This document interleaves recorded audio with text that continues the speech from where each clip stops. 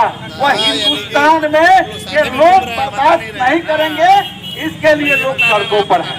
दूसरा आप देखेंगे कि हिंदुस्तान में एक देश एक इलेक्शन एक चुनाव के नारा लेकर के, एक देश एक इलेक्शन का नारा लेकर के आए हुए हैं। उस नारा को का भी हम लोग विरोध करते हैं, क्योंकि जब हिंदुस्तान आजाद हुआ था तो एक समय ही चुनाव हुआ था और एक चुनाव कई चुनाव के बाद सरकारें गिरी बर्खास्त हुई, एक कारणों से सरकार सत्ताच्युत हुई तो फिर चुनाव कराना पड़ा। तो इस लिहाज से यह सस्ती लोकप्रियता के लिए वन नेशन वन इलेक्शन चुनाव लाया गया है। यही जो मुद्दा है। फिर आप कहेंगे कि हिंदुस्तान का जो संविधान है वह संविधान सभा द्वारा पारित संविधान है।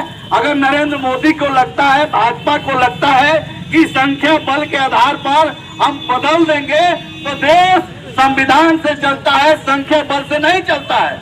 और इस लिहाज से हिंदुस्तान में जितने भी लोग हैं, हिंदुस्तान के नागरिक हैं, सब बराबर है। हिंदू मुसलमान और सिख ईसाई की जो आपकी परंपरा है उस परंपरा को हिंदुस्तान के लोग बर्दाश्त नहीं करेंगे।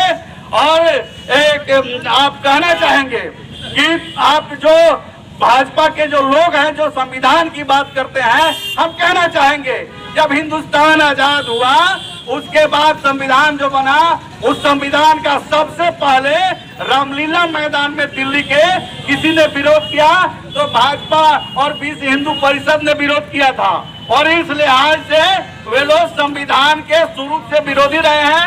आप देखेंगे हिंदुस्तान आजाद हुआ और महात्मा गांधी की हत्या आपको संविधान को ताक पर रख करके इन लोगों ने किया। और आज उसी आपको सावरकर का पूजा कर रहे हैं, गोडसे का मंदिर बना रहे हैं। यह हिंदुस्तान बर्दाश्त नहीं करेगा। और इसलिए आप देखेंगे कि भाजपा शुरू से ही संविधान विरोधी रही है। आपने देखा अटल बिहारी वाजपेयी और मुरली मनोहर जोशी, लाल कृष्ण आडवाणी के नेतृत्व में जो डिग्री थी उसने 6 दिसंबर 92 को बाबरी मस्जिद को ढहाया। और आप देखेंगे कि गांव-गांव में घर घर में आपको खोजा जा रहा है कि मस्जिद के नीचे आपको मंदिर है। पूरा हिंदुस्तान को खोदने की जो प्रक्रिया चल रही है, इस लिहाज से आप देखेंगे कि उसी के लिए ये लोग संविधान में संशोधन कर रहे हैं।